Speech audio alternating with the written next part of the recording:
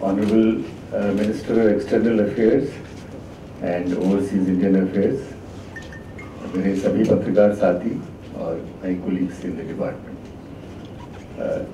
जैसा कि आप सभी जानते हैं कि हर साल ओवरसीज इंडियन अफेयर्स मंत्रालय प्रवासी भारतीय दिवस 9 जनवरी और उसके आसपास की तारीखों में मनाते हैं। हमारे और भी कुछ कार्यक्रम हैं कि प्रवासी भारतीयों के साथ हम अपना संपर्क और कैसे सुदृढ़ करेंगे। तो जनवरी 2006 में हम प्रवासी भारतीय दिवस कैसे मनाएंगे और उसके साथ हम और एक दो कार्यक्रम हमारा संपर्क और बढ़ाने के लिए क्या करेंगे, इसके बारे में आपको जानकारी देने के लिए हम यहाँ पे आज उपस्थित हुए हैं। मैं माननीय मंत्री जी से अनुरोध करूँगा कि आपको इस बारे में बताएं। नमस्कार मित्रों, आज की ये प्रेस वार्ता अगले प्रवासी भारतीय दिवस के बारे में है। मेरे बाईं ओर हैं प्रवासी भारतीय कार्य मंत्री मंत्रालय के सचिव श्री अनिल अग्रवाल और दाईं ओर हैं श्री टी.के. मनोज कुमार, संयुक्त सचिव। आप लोगों को मालूम है कि सन 2003 में जब अटल जी की सरकार थी, तब 9 जनवरी को प्रवासी भारतीय दिवस के रूप में घोषित किया गया था और एक सम्मेलन प्रवासी भारतीयों का प्रतिवर्ष आयोजित करने का निर्णय लिया गया था। सन 2003 से 2015 तक 13 सम्मेलन हुए हैं, जिनमें से 7 सम्मेलन दिल्ली में हुए और 6 सम्मेलन दिल्ली के बाहर के राज्यों में हुए। ये 9 जनवरी का दिन विशेष रूप से इसलिए चुना गया था क्योंकि 9 जनवरी 1915 को महात्मा गांधी दक्षिण अफ्रीका से भारत वापस लौटे थे और उन्हें सबसे बड़ा प्रवासी भारतीय माना जाता है। इसीलिए 9 जनवरी का दिन प्रवासी भारतीय दिवस के रूप में घोषित किया गया था। पिछली बार 2015 का सम्मेलन महात्मा गांधी जी की वापसी का 100वें वर्ष का सम्मेलन था, इसलिए आयोजित करने के लिए राज्य भी उन्हीं का गृह राज्य चुना गया, गुजरात, और गांधीनगर में ये आयोजन किया गया। आप सब में जो लोग वहाँ थे उन्होंने देखा होगा कि आज तक का सबसे बड़ा सम्मेलन सन 2015 का सम्मेलन था। इस बार हमने इस प्रवासी भारतीय दिवस के आयोजन में कुछ महत्वपूर्ण बदलाव किए हैं। पहला बदलाव तो ये है कि ये जो व्यापक स्तर का सम्मेलन होता है, जिसमें सभी देशों के लोग रजिस्ट्रेशन करा कर आते हैं, हम इस सम्मेलन के इस पैमाने का सम्मेलन अब प्रति 2 वर्ष में किया करेंगे, हर वर्ष नहीं। और जो बीच का वर्ष है उसमें हम बहुत परिणाम मूलक आउटकम ड्रिवन सम्मेलन किया करेंगे, जिसकी भागीदारी रजिस्ट्रेशन के आधार पर नहीं होगी, इनविटेशन आमंत्रण पत्र के आधार पर होगी। हम उन सभी देशों से जहां डायस्पोरा बहुत ज़्यादा है, प्रवासी भारतीय बहुत ज़्यादा रहते हैं, वहां से लगभग 100-150 विशेषज्ञ बुलाएंगे और कुछ मुद्दे तय करेंगे। जैसे इस बार हमने सोचा है कि कुछ मुद्दे तो होंगे जो हमारे फ्लैगशिप प्रोग्राम्स हैं उसके इर्द गिर्द, make in India, skill India, clean India, digital India, clean Ganga, ऐसे कुछ प्रोजेक्ट्स चुनेंगे। और कुछ मुद्दे होंगे विशिष्ट देशों से संबंधित, जैसे खाड़ी के देशों के श्रमिकों की समस्या, पीआईओ कंट्रीज़ के भारतीय मूल लोगों की समस्या, और उन एक एक विषय पर ये एक्सपर्ट ग्रुप्स बैठेंगे, जिनमें 7-8 एक्सपर्ट बाहर के होंगे, 2-3 यहाँ के होंगे, यानी 10 से 15 के बीच का एक समूह होगा और उनके समानांतर सत्र चलेंगे। 2-2.5 घंटा, जिसे अंग्रेजी में ब्रेनस्टॉर्मिंग कहते हैं, बहुत गहन विचार विमर्श उन समस्याओं और उन विषयों पर होगा। तारीख वही रहेगी, पहले हम 7 से 9 करते थे, अब हम 8 से 10 करेंगे। 8 को वो लोग आएंगे। 8 को कोई बड़ा कार्यक्रम नहीं है, केवल ओरिएंटेशन है। लेकिन पहले भी जैसे 9 को उद्घाटन प्रधानमंत्री करते हैं, 10 को राष्ट्रपति समापन करते हैं। हमारे 5 प्लीनरी होंगे। एक प्लीनरी होगा उद्घाटन सत्र का, एक होगा समापन सत्र का। कोशिश हमारी यही होगी कि परंपरा के अनुसार उद्घाटन भी प्रधानमंत्री करें और राष्ट्रपति जी समापन करें। लेकिन बाकी जो 3 प्लीनरी होंगे, एक प्लीनरी होगा जिसमें ये जो फ्लैगशिप प्रोग्राम्स है इनके संबंधित मंत्री उन सबको एक साथ संबोधित करें। एक और प्लीनरी होगा जिसमें मुख्यमंत्री जो प्रदेशों से बुलाए जाते हैं वो उनको सबको एक साथ संबोधित करें। और एक प्लीनरी हमारा रिपोर्टिंग सत्र का होगा। हम केवल चर्चा करके उठ जाना नहीं चाहते। मैंने कहा था बहुत परिणाम मूलक सम्मेलन हम करना चाहते हैं, आउटकम ड्रिवन। ये जो गहन विचार विमर्श होगा इसमें से जो अनुशंसाएं निकलेंगी उसकी बाकायदा रिपोर्ट बनेगी और उन अनुशंसाओं को उस रिपोर्टिंग सत्र में पेश किया जाएगा और वो अनुशंसाएं फिर भारत सरकार को दे दी जाएंगी। और ये जो 1 वर्ष का समय होगा, यानी 2016 को जो सम्मेलन होगा और 2017 तक, उसमें भारत सरकार उन अनुशंसाओं पर काम करेगी ताकि 2017 के सम्मेलन में हम इन चीज़ों की घोषणा कर सकें कि ये कार्यक्रम हमने आपकी इन अनुशंसाओं के आधार पर बनाए हैं। ये समस्याएं सामने आई थी, इसका ये समाधान सुझाया गया था, इन समाधानों की तरफ हम बढ़े हैं। तो उस दिन ये पता चलेगा कि ये बदलाव कितना महत्वपूर्ण साबित हुआ कि जिन विशेषज्ञों के साथ हम बैठेंगे और वो एक एक विषय पर विचार विमर्श करके हमको अनुशंसाएं देंगे, सिफारिशें करेंगे, उन सिफारिशों पर हम अमली जामा पहना करके 2017 में उसकी रिपोर्ट करेंगे। फिर 2017 का सम्मेलन उसी तरह से बड़ा सम्मेलन होगा। और हमने तय किया है, क्योंकि हमारे यहाँ प्रवासी भारतीय केंद्र जो बनने वाला था चाणक्यपुरी में, वो बनकर तैयार हो गया है। हम इस 9 जनवरी को उसका लोकार्पण भी करेंगे और ये प्रवासी भारतीय केंद्र में ही ये कार्यक्रम करेंगे। पहला कार्यक्रम हमारा प्रवासी भारतीय दिवस का उस केंद्र में होगा। तो हमने तय किया है कि हर बार ये जो छोटे स्तर का सम्मेलन है, छोटे पैमाने का सम्मेलन है, वो दिल्ली में ही हुआ करेगा और इसी प्रवासी भारतीय केंद्र में हुआ करेगा। लेकिन जो बड़ा सम्मेलन है वो हम दिल्ली के बाहर अपने किसी सहयोगी राज्य के साथ करेंगे। सहयोगी राज्य स्वयं प्रस्ताव देते हैं। पिछली बार हमें 3 राज्यों के प्रस्ताव आए हुए हैं। कर्नाटक से आया है, हरियाणा से आया है, उत्तर प्रदेश से आया है। वो तीनों राज्यों ने सहभागिता करने के लिए कहा है। उन तीनों में से हम कोई एक चुनेंगे जिसको 2017 में हम करेंगे। तो ये 2-3 महत्वपूर्ण बदलाव ये हैं कि इस बार के सम्मेलन का स्तर भागीदारी की दृष्टि से, संख्या की दृष्टि से छोटा होगा, कम होगा, लेकिन चर्चाओं की दृष्टि से बड़ा होगा, बहुत ज़्यादा महत्वपूर्ण होगा। और दूसरा, ये सम्मेलन हर बार प्रवासी भारतीय केंद्र दिल्ली में ही हुआ करेगा। तो इसका तो वेन्यू जिसे कहते हैं सभास्थल तय हो गया है। लेकिन जो सहयोगी राज्य में हुआ करेगा वो हर 2 वर्ष के बाद बदला जाएगा। जो राज्य बताएंगे उसके साथ हम लोग दिया करेंगे। इसके अलावा एक और तत्व हमने इसमें जोड़ा है। आपको याद होगा कि पिछले 2 वर्षों से हम यूथ पीवीडी भी कर रहे हैं, इसीलिए हम कार्यक्रम 7, 8, 9 को करते हैं। हम यूथ पीवीडी करते हैं वहाँ के युवा प्रवासी भारतीयों को बुलाकर। लेकिन पिछली बार 2015 के सम्मेलन में प्रधानमंत्री जी ने घोषणा की थी कि एक क्विज़ करिए, क्विज़ प्रतियोगिता, भारत को जानिए, और वो केवल यूथ के लिए करिए और उसमें से जो लोग जीतें उस प्रतियोगिता को, उसको यहाँ पुरस्कृत करिए। उनके उस बात से सूत्र पकड़कर हमने उसको इस प्रवासी भारतीय केंद्र, ये जो हो रहा है इस बार का प्रवासी भारतीय सम्मेलन, उसमें जोड़ दिया है। भारत को जानिए, इस शीर्षक से एक प्रतियोगिता हम प्रारंभ कर रहे हैं।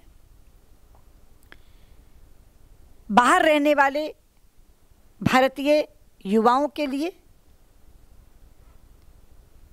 ये ऑनलाइन प्रतियोगिता होगी। 18 वर्ष से 35 वर्ष की आयु तक के युवजन युवतियां इसमें भाग ले सकेंगे। 2 राउंड ऑनलाइन प्रतियोगिताओं के होंगे। पहले राउंड में वो एक क्वालिफाइंग राउंड होगा केवल। उसके बाद जो सेकंड राउंड है वो प्रतियोगी राउंड होगा। और 2 अलग श्रेणियां रखी हैं, एक एनआरआईज यानी प्रवासी भारतीय के बच्चों की, और एक PIO people of Indian origin उनके बच्चों की। क्योंकि जो पीपल ऑफ इंडियन ओरिजिन है उनकी ये 5वीं 6ठी पीढ़ी है, उनके बुजुर्ग आज से 100-150 साल पहले भारत से निकले हैं, इसलिए उन्हें जो भी ज्ञान प्राप्त हुआ है अपनी दादी नानी से ही प्राप्त हुआ है। लेकिन दूसरा राउंड होगा एनआरआईज का, जिनकी अभी दूसरी तीसरी पीढ़ी है या जो स्वयं अभी गए हैं। तो एनआरआईज में से 10 बच्चे छांटे जाएंगे और पीआईओज में से 10 बच्चे छांटे जाएंगे। ये प्रतियोगिता उन्हीं के बीच होगी, यानी पीआईओज के प्रतियोगी पीआईओ के प्रतियोगियों के बीच ही उनकी प्रतियोगिता करेंगे, और एनआरआईज के बच्चे केवल एनआरआईज वाले में प्रतियोगिता करेंगे। तो दोनों श्रेणियों से 10-10 बच्चे छांट करके भारत लाए जाएंगे, और जिसका नाम ही होगा win a trip to India. ये जो 10-10 बच्चे यहाँ आएंगे, तीसरा राउंड ऑन साइट होगा। ये जो पहले के राउंड्स हैं वो ऑनलाइन होंगे, लेकिन जो तीसरा राउंड है वो ऑन साइट होगा। उसमें से भी प्रथम द्वितीय तृतीय दोनों श्रेणियों के चुने जाएंगे, number 1 number 2 number 3, first second third NRIs में से, फर्स्ट सेकंड थर्ड पीआईओज में से, और उन 6 लोगों को पुरस्कृत किया जाएगा इस प्रवासी भारतीय सम्मेलन में। तो वो जो हमारा प्लीनरी होगा समापन सत्र का, उसमें इनका फेलिसिटेशन होगा, उसमें इनको सम्मानित किया जाएगा। तो एक नया तत्व डला है। पहले था कि आइए रजिस्ट्रेशन कराइए और युवा प्रवासी दिवस में शामिल हो जाइए, लेकिन अब ये जो भारत को जानिए प्रतियोगिता है, उसके लिए बच्चों में ये उत्सुकता जागेगी कि हम भारत को जानें ताकि ये इनाम हम ले सकें। और ये जो 20 बच्चे यहाँ आएंगे, 10 और 10 जिनमें से 3-3 चुने जाएंगे, उन तमाम 20 बच्चों को हम लोग भारत की यात्रा कराएंगे। कार्यक्रम नो इंडिया प्रोग्राम जैसे चलता है उस तरीके से एक अलग प्रोग्राम इनके लिए बनेगा, और भारत के प्रदेशों को ये जाने, यहाँ के खान पान को जाने, यहाँ की विविधताओं को जाने, उसके लिए इनके लिए एक यात्रा का प्रबंध हम करेंगे। जो बच्चे बाकी रह जाएंगे साथ साथ, उनको भी हम सर्टिफिकेट्स और मोमेंटोस देंगे, लेकिन ये जो 3-3 बच्चे चुने जाएंगे इनको हम मेडल्स देंगे, गोल्ड, सिल्वर और ब्रोंज दोनों श्रेणियों के। तो ये 6 बच्चे पुरस्कृत होंगे प्लीनरी में। पूरे 20 बच्चे जो यहाँ ऑन साइट कॉम्पिटिशन के लिए चुने जाएंगे, उनको भारत की यात्रा कराई जाएगी।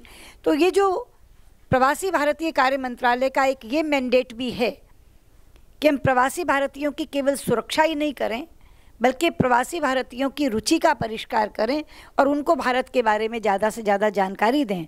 तो हमारा प्रवासी भारतीय दिवस इस कर्तव्य की भी पूर्ति करेगा इसमें से, क्योंकि भावी पीढ़ी जितना जानेगी, पुराने वाले तो जानते थे, जो निकल कर गए वो भी जानते थे, लेकिन एनआरआईज की भी अब दूसरी तीसरी पीढ़ी उतना नहीं जानती भारत के बारे में, तो वो जाने। और उसमें हम भारत का आर्ट, कल्चर, हेरिटेज और मॉडर्न इंडिया, जो हमारे आज के लोग हैं, बाहर नाम कमा रहे हैं, हिंदुस्तान में नाम कमा रहे हैं, तो आधुनिक और पुरातन भारत का एक संगम हम उन लोगों के लिए सामने उनके प्रस्तुत करेंगे, उनको भारत की यात्रा भी कराएंगे। तो ये कुछ महत्वपूर्ण बदलाव थे इस बार के प्रवासी भारतीय दिवस के लिए, जो मुझे लगा मैं आपके सामने रख दूं। ये हमारी जो प्रतियोगिता है ये 12 नवंबर से शुरू हो जाएगी। उससे पहले हम एक वेबसाइट लॉन्च करेंगे, जिसके लिए दोबारा आपको कष्ट देंगे और बताएंगे कि कैसे इस पर रजिस्ट्रेशन होना है, क्या क्या इश्यूज़ हैं हमारे, जिनके बारे में हम जानकारी आपको देना चाहेंगे। ये प्रतियोगिता 12 नवंबर से शुरू हो जाएगा, इसका फर्स्ट राउंड, उसके बाद इसका दूसरा राउंड होगा, और जैसे मैंने कहा कि थर्ड राउंड तो ऑन साइट यहीं होगा, और उसके बाद वो 3-3 बच्चे दोनों के उसमें से चुने जाएंगे। तो 3 महत्वपूर्ण बदलाव हैं। पहला कि प्रवासी भारतीय दिवस जो अभी तक प्रतिवर्ष मनाया जा रहा था, वो उस पैमाने पर हर 2 वर्ष बाद मनाया जाएगा। 1 वर्ष छोटे स्तर का लेकिन बहुत ही महत्वपूर्ण सत्र रखते हुए प्रवासी भारतीय दिवस 1 वर्ष वो मनाया जाएगा। और ये भारत को जानिए प्रतियोगिता, इसमें हम लोगों ने जोड़ी है। हमें लगता है कि ये बदलाव केवल सुखकर ही नहीं होंगे, बल्कि बहुत ज़्यादा दिशा को आगे ले जाने वाले साबित होंगे और सन 2017 के सम्मेलन को कहीं ज़्यादा प्रभावी बनाने में कामयाब होंगे। बहुत बहुत धन्यवाद। हाँ, मैं एक और आपको जानकारी दे दूं, उसकी प्रेस रिलीज तो आपको मिल गई थी, लेकिन बेहतर है कि मैं वो भी बता दूं कि हमारे यहाँ एक रीजनल पीबीडी भी होता है।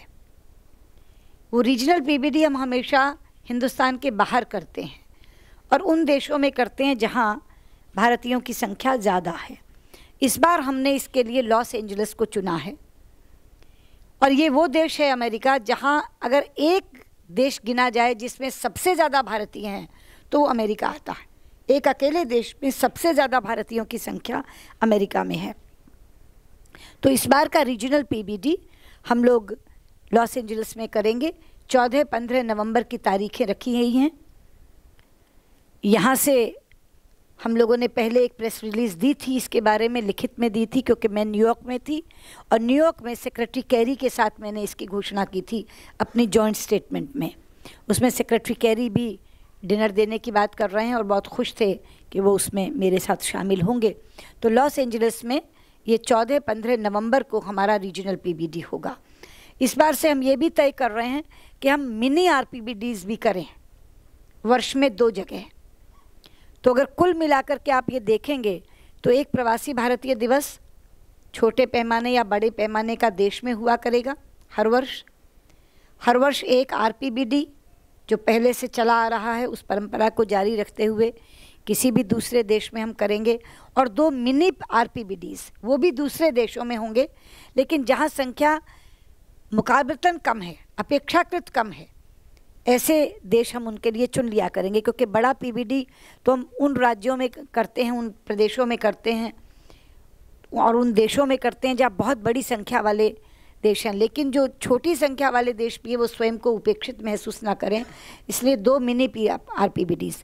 तो 4 प्रवासी भारतीय दिवस अलग अलग, 3 दूसरे देशों में और 1 भारत में, और भारत में भी 1 साल दिल्ली में, 1 साल दूसरे प्रदेश में।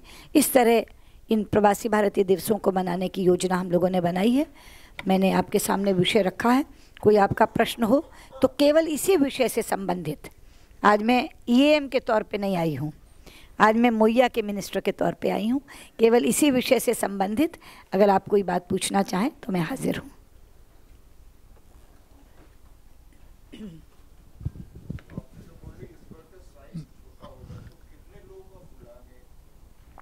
लगभग 150। मैडम, ये जो आपने मिनी आरपीपीडी के बारे में बताया, इसके प्लान के बारे में आप कुछ बताएंगी कि ये इसका कुछ प्लान किया है या केवल अभी विचार के स्तर पर ही है कि किस देश में होगा? देश अभी चुनने हैं। आरपीबीडी चूंकि पुराना चला आ रहा था इसलिए चुन लिया है। मिनी आरपीबीडीज के देश अभी चुनने हैं और जैसे वो चुन लिए जाएंगे उसकी तारीखें और देश हम आपको बता देंगे। मैम, क्लैरिफिकेशन है, you will be sending out, आप 150 इनवाइट्स भेजेंगे because this will be on the base of invites जो होगा। तो 150 लोग होंगे या कंट्रीज? 150 एक्सपर्ट्स। कंट्रीज नहीं, कंट्री तो 150 में नहीं है भारतीय। तो 150 एक्सपर्ट्स होंगे। 150 एक्सपर्ट्स होंगे करीब 30-40 देशों से। 30-40 देशों, और उतने सारे सत्र भी होंगे जो आपने बोले 5 सेशंस एंड ऑल। नहीं, मैंने बोला, देखिए जो पूरी कल्पना है वो ये कि 5 प्लीनरी होंगे। अच्छा। जो 5 प्लीनरी हैं वो एक उद्घाटन सत्र होगा जिसमें प्रधानमंत्री का भाषण हुआ और खत्म। एक प्लीनरी समापन का होगा, प्रेसिडेंट का भाषण हुआ, इन बच्चों को सम्मानित किया और ख़त्म। एक रिपोर्टिंग सत्र होगा, एक जिसमें केंद्रीय मंत्री बोलेंगे वो सत्र होगा, और एक मुख्यमंत्री जिसमें बोलेंगे वो सत्र होगा। ये 5 प्लीनरी होंगे। बाकी ये सारे जितने विषय हम चुनेंगे 14 या 15, उनके समानांतर सत्र चलेंगे, उनमें ये एक्सपर्ट्स बैठेंगे। एक एक विषय के एक्सपर्ट्स अलग से चुन लिए जाएंगे जो 10 से 12 का समूह होगा। 15 से ज़्यादा लोग उसमें नहीं होंगे क्योंकि मैंने कहा कि हम ब्रेनस्टॉर्मिंग करना चाहते हैं। वो सारे के सारे सत्र समानांतर चलेंगे। हमारे प्रवासी भारतीय केंद्र में इतने कमरे हमने बनाए हैं, मीटिंग रूम्स, कि वो अलग अलग ग्रुप्स बैठ जाएंगे, कहीं 10 का, कहीं 12 का, कहीं 15 का, जो उस विषय से संबंधित चर्चा करेगा। वो 2-2.5 घंटे चर्चा करेंगे और फिर अपनी रिपोर्ट तय करेंगे। वो रिपोर्ट अगले दिन एक प्लीनरी में आएगी जिसको हमने रिपोर्टिंग सत्र की प्लीनरी कहा है। तो 5 प्लीनरी और एक समानांतर सत्रों का सेशन ये होगा। ये एक्सपर्ट्स उसमें भाग लेंगे जो समानांतर सत्र होंगे। तो पूरा जो पीबीडी होगा उसमें कितने लोग बुला रहे हैं? बस ये 150 ही लोग? नहीं, ये 150 तो एक्सपर्ट्स, बाकी हाँ। मैंने कहा ना कि देश के एक्सपर्ट्स भी होंगे। अच्छा। बाकी चीफ मिनिस्टर्स होंगे। हर जगह का जो ये विभाग है प्रवासी भारतीय कार्य मंत्रालय, इसको अलग अलग नाम से राज्यों ने बना रखा है, उनके मंत्री होंगे। वो लोग होंगे, हमारी कंसल्टेटिव कमेटी के मेंबर्स होंगे। These are only special invitees.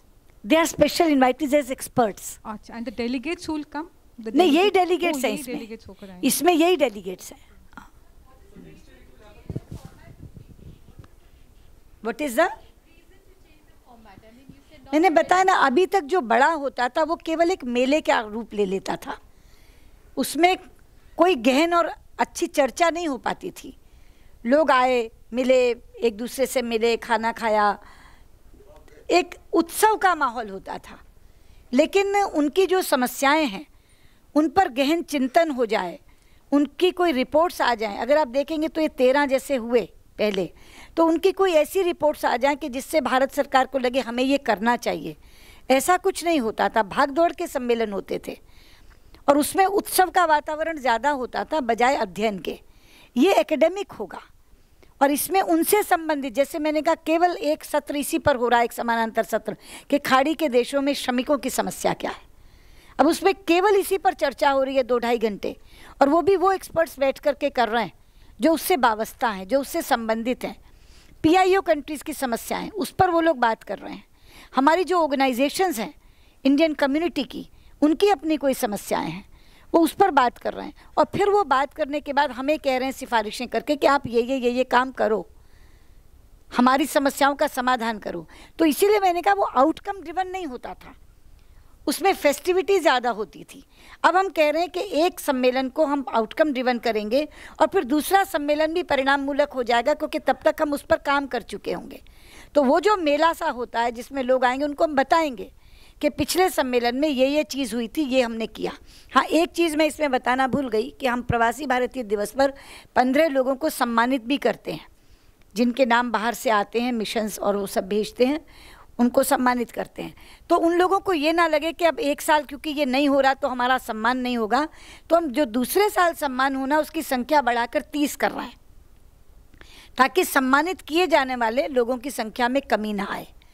वो हम 30 सम्मान अब 2017 वाले में करेंगे, फिर 2019 वाले में।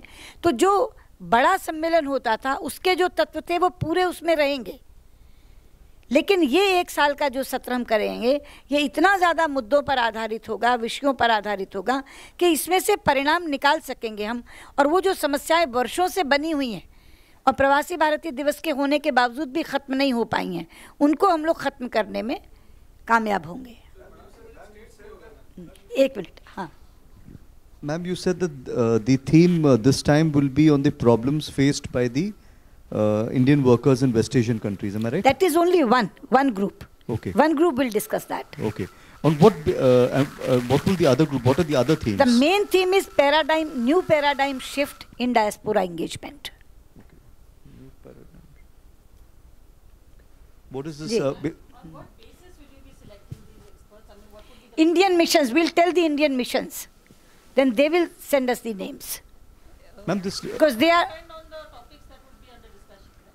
Yes, that's what I'm telling. First of all, we'll identify the topics, but I've given you broad view that some topics will be related to the flagship programs of the country and some will be related to the specific countries. We'll send these to missions.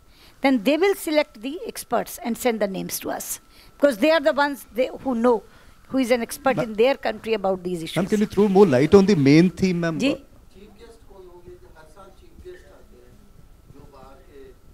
इसमें chief guest नहीं होंगे, वो बड़े में, मैंने कहा ना, बड़े के तत्व वही रहेंगे। जो बड़े के एलिमेंट्स थे, एक बाहर का कोई एक चीफ गेस्ट आता है, सम्मान होता है लोगों का, वो सारी बातें बड़े में होंगी। जो 2 वर्ष बाद होता है वो उसमें होंगी। ये जो छोटा है, ये छोटे में ज़्यादा एक्सपर्ट और एकेडेमिया रिलेटेड चीज़ें होंगी कि हम लोगों को पता चले कि हमें इसमें करना क्या। Yes, please. So, in the smaller versions, there won't be any registration fees? No, there'll be no registration at all. Okay. So there is no question of having registration fee. It will be on the base of invitees. Thank you. 2017 will be registration.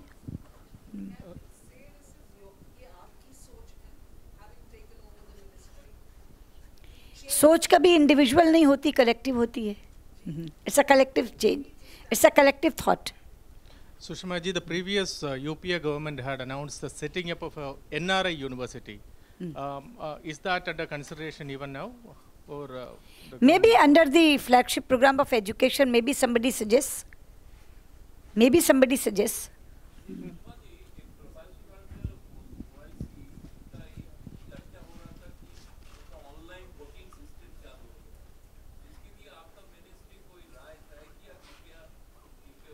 नहीं, वो तो election commission को हम लोगों ने तीन चीज़ें आई थी सामने.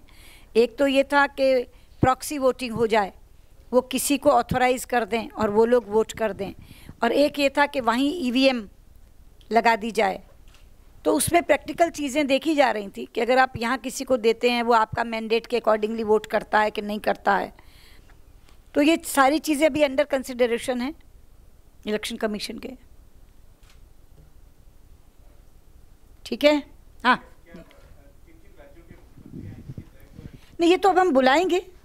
जब हम उनको बुलाएंगे तो पिछली बार भी काफ़ी 8-9 आ गए थे, 9 आ गए थे, 9 लोग आए थे पिछली बार भी.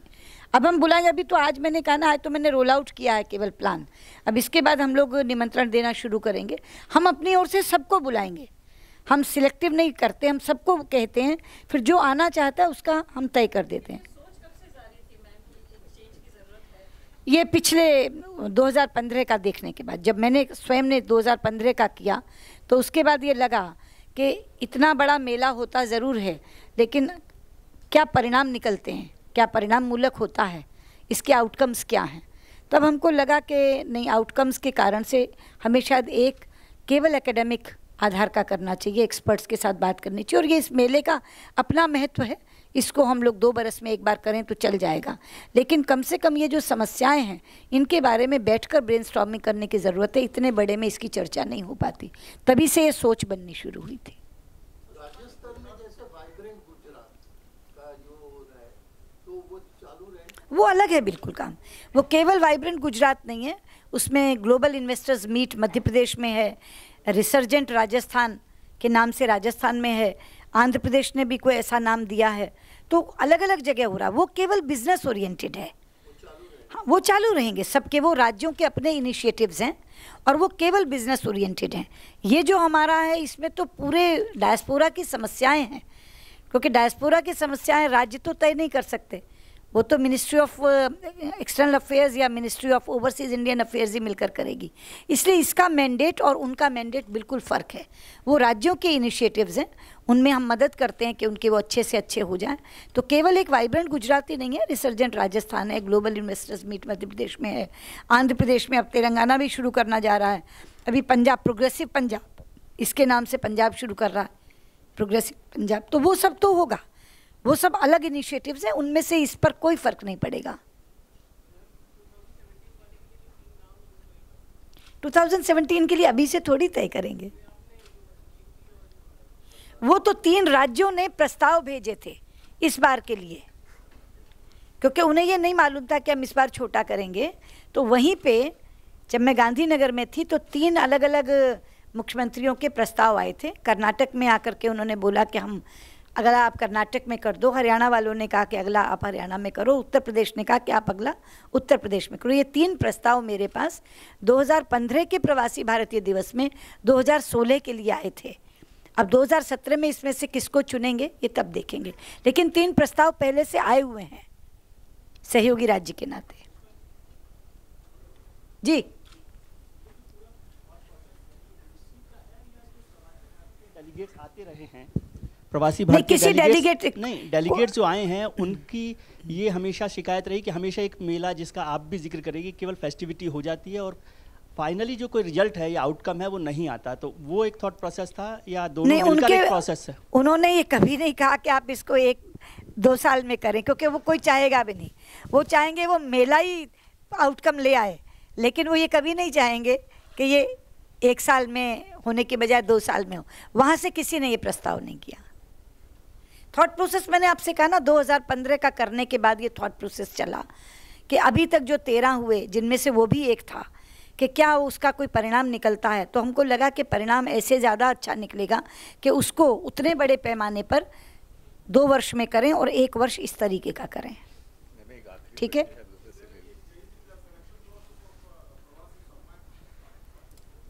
I couldn't catch your question. Is there any changes in the selection process of Pravasi Samman? No, we have not changed the process. There will be a jury, nominations will be collected, and then the jury will decide. The same process will be there. Nothing is changing for that 2-year-old function. Nothing will change. Only that it has become biannual instead of annually. Instead of annually, it has become biannual. No element has been changed in that. Okay? Thank you.